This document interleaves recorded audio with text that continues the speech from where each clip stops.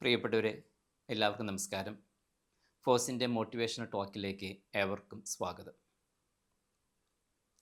ഒരാളുടെ ഏറ്റവും വലിയ ശക്തി എന്ന് പറയുന്നത് സംസാരിക്കാനുള്ള അയാളുടെ നാവും എഴുതാനുള്ള കൈയുമാണെന്ന് എനിക്ക് തോന്നുന്നു. കാരണം ഇത് രണ്ടും കൈമുതലായവർക്ക് ലോകത്തിൻ്റെ ഗതി തന്നെ മാറ്റിമറിക്കാൻ കഴിയും.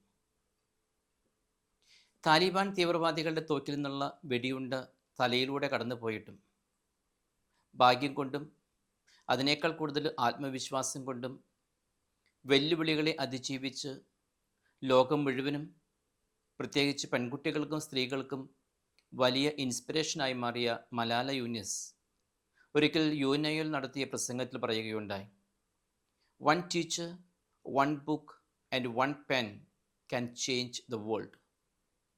ഒരു ടീച്ചർ, ഒരു ബുക്ക്, ഒരു പേന എന്നിവയ്ക്ക് ലോകത്തെ തന്നെ മാറ്റാൻ സാധിക്കുമെന്ന്. അതെ, ഒരു പേനയ്ക്കും അക്ഷരങ്ങൾ എഴുതിയ കടലാസുകൾക്കും ലോകത്തിൻ്റെ തന്നെ കാഴ്ചപ്പാടുകളെയും മനുഷ്യരുടെ സമീപനങ്ങളെയും അനുദിനം മാറ്റിമറിക്കാൻ ഈ അടുത്ത കാലം വരെ കഴിഞ്ഞിരുന്നു. ഇന്നത് കൈവിരൽ തുമ്പിലേക്ക് അഥവാ കമ്പ്യൂട്ടറിലേക്കും മൊബൈലിലേക്കും വഴിമാറി എന്ന് മാത്രം. എഴുതാനും പ്രസംഗിക്കാനും കഴിയുന്ന ആർക്കും ലോകത്തിൻ്റെ ജാലക ശക്തികളായി മാറാൻ കഴിയും. ഒരുപാട് പേർക്ക് അതിന് കഴിഞ്ഞിട്ടുമുണ്ട്. ആരൊക്കെയോ വിപ്ലവം പ്രസംഗിച്ചതിൻ്റെയും എഴുതിയതിൻ്റെയും ഫലമാണ് നമ്മൾ ഇന്ന് എന്തായിരിക്കുന്നുവോ അതെല്ലാം എന്ന് പറഞ്ഞാൽ നിങ്ങളും അനുകൂലിക്കുമെന്ന് ഞാൻ വിശ്വസിക്കുന്നു. വലിയ രാജാക്കന്മാരുണ്ടാക്കിയ സ്വാധീനത്തേക്കാൾ കവികളും മറ്റ് എഴുത്തുകാരും ഉണ്ടാക്കിയിട്ടുണ്ട് എന്നതാണ് വാസ്തവം. അങ്ങനെ എഴുതാനുള്ള വലത് കൈ ഒരുപക്ഷെ ചിലർക്ക് ഇടത് കൈയാകും. കുഞ്ഞുനാളിൽ പഠനകാലത്ത് തന്നെ അപ്രതീക്ഷിതമായി നഷ്ടപ്പെടാൻ ഇടവന്നാൽ എന്തു ചെയ്യും? പൊതുവെ എല്ലാവരും നിരാശരായി ജീവിതത്തെക്കുറിച്ചുള്ള എല്ലാ സ്വപ്നങ്ങളും അവസാനിച്ച് ചിലപ്പോൾ തന്നിലേക്ക് തന്നെ ചുരുങ്ങി ഒരു ഇൻട്രോവേർട്ട് ആയി ഒറ്റപ്പെട്ട് കഴിയാൻ ശ്രമിച്ചെന്ന് വരാം. മറ്റു ചിലർക്കാകട്ടെ ജീവിക്കണമെന്നുള്ള ആഗ്രഹം പോലും ഇല്ലാതായി എന്ന് വരാം.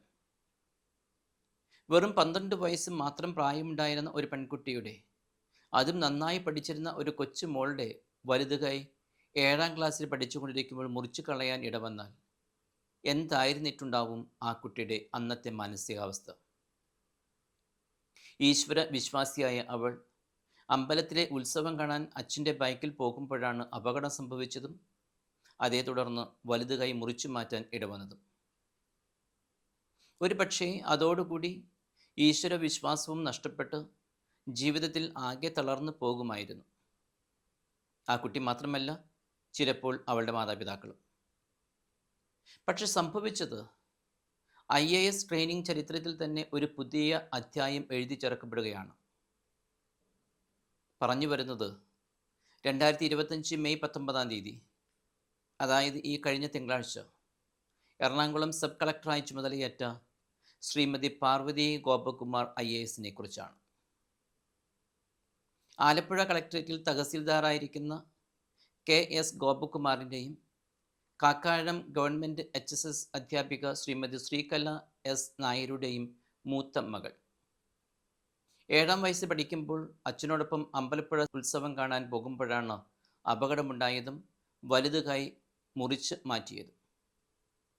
പക്ഷേ വിധിക്ക് ആ കുട്ടിയുടെ വലുത് കൈ നഷ്ടപ്പെടുത്താൻ മാത്രമേ കഴിഞ്ഞുള്ളൂ. പകരമാകട്ടെ അവളിൽ കൂടുതൽ ആത്മവിശ്വാസവും പോരാടാനുള്ള മനസ്സും ശക്തി പ്രാപിക്കാൻ ആ അത്യാഹിതം ഇടവരുത്തി എന്നതാണ് യാഥാർത്ഥ്യം. വലത് കൈ നഷ്ടപ്പെട്ടപ്പോൾ ഇടത് കൈ കൊണ്ട് എഴുതാൻ പഠിച്ചു. ചുരുങ്ങിയ സമയം കൊണ്ട് അനായാസമായി ഇടത് കൈ കൊണ്ട് എഴുതി തുടങ്ങി. 12ാം ക്ലാസ്സിൽ മുഴുവൻ മാർക്കും വാങ്ങിയാണ് വിധിയെ അവൾ തോൽപ്പിച്ചു കളഞ്ഞത്. തുടർന്ന് ബാംഗ്ലൂരിലെ നാഷണൽ ലോ കോളേജിൽ നിന്ന് ബിരുദം കരസ്ഥമാക്കിയതിനെ തുടർന്ന് ഇന്റേൺഷിപ്പിൻ്റെ ഭാഗമായി ആലപ്പുഴ കളക്ടറേറ്റിൽ ജോലി ചെയ്യാൻ അവസരം കിട്ടിയതും അന്നത്തെ അസിസ്റ്റൻ്റ് കളക്ടറായിരുന്ന ശ്രീ VR കൃഷ്ണ തേജയെ പരിചയപ്പെടാൻ ഇടവന്നതുമാണ് ജീവിതത്തിൻ്റെ ഗതി തന്നെ മാറ്റിയത്. അദ്ദേഹമാണ് പാർവതിക്ക് സിവിൽ സർവീസ് എന്ന വലിയ സ്വപ്നം കാണാൻ നിമിത്തമായത്. പിന്നീട് അങ്ങോട്ട് IAS തീവ്ര ശ്രമത്തിലായിരുന്നു പാർവതി.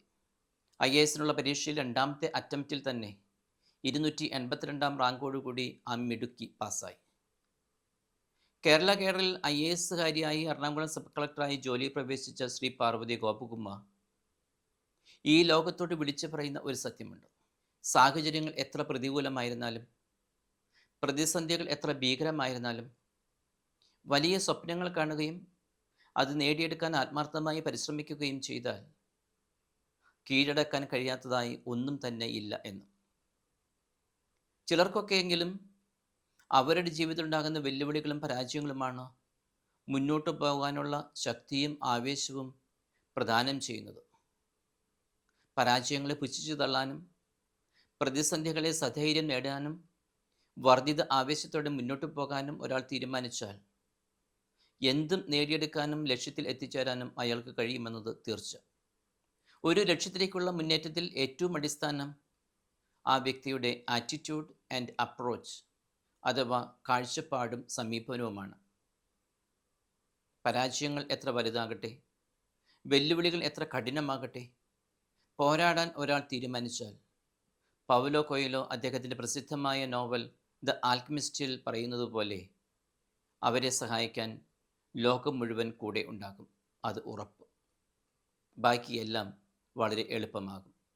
ആന്ധ്രാപ്രദേശിലെ ഗുണ്ടൂർ സ്വദേശിയായി ജനിച്ച് കേരള കേഡറിൽ IAS പൂർത്തിയാക്കി ആലപ്പുഴ സബ് കളക്ടർ ആയി ജോലി പ്രവേശിക്കാനും പാർവതിയെ IAS എന്ന സ്വപ്നം കാണാൻ സ്വാധീനിക്കാനും VR കൃഷ്ണ തേജ IASന് കഴിഞ്ഞതുപോലെ നമുക്ക് ചുറ്റുമുള്ളവരിൽ കഴിയുന്നവരെയൊക്കെ, പ്രത്യേകിച്ച് കുട്ടികളെയും യുവജനങ്ങളെയും സ്വപ്നം കാണാൻ പ്രേരിപ്പിക്കാനായാൽ, നല്ല സ്വപ്നങ്ങൾ നേടിയെടുക്കാനുള്ള സ്വാധീന ശക്തിയായി തീരാനായാൽ, പ്രതിസന്ധികളെയും ഒക്കെ അതിജീവിച്ച് പാർവതിയെപ്പോലെ കളക്ടർമാരോ, ശാസ്ത്രത്തെയും ലോകത്തെയും സ്വാധീനിക്കാൻ കഴിയുന്ന ഡോക്ടർ APJ അബ്ദുൽ കലാം പോലുള്ള സയൻറ്റിസ്റ്റുകളോ, നമ്മെ ചിരിപ്പിക്കുകയും അത്ഭുതപ്പെടുത്തുകയും ഒക്കെ ചെയ്യുന്ന മോഹൻലാൽ പോലുള്ള നടന്മാരോ ഒക്കെ ആകാൻ ധാരാളം പേർ നമുക്ക് ചുറ്റുമുള്ളവരിലുണ്ടാകും. ഞാൻ എന്നും പറയുന്നത് പോലെ ഇപ്പോഴും പറയാൻ ആഗ്രഹിക്കുന്നു, സ്വപ്നം കാണൂ. അതോടൊപ്പം സ്വപ്നം കാണാൻ മറ്റുള്ളവരെയും പ്രേരിപ്പിക്കും. തീർച്ചയായും വലിയ വിജയങ്ങൾ നേടിയെടുക്കാൻ നമുക്കും നമ്മുടെ ചുറ്റുമുള്ളവർക്കും സാധ്യമാകും. എന്നെ ശ്രവിച്ച എല്ലാവർക്കും ഒരുപാട് നന്ദി. ഇഷ്ടപ്പെട്ടാൽ നിങ്ങളുടെ കൂട്ടുകാർക്ക് കൂടി ഷെയർ ചെയ്യണേ.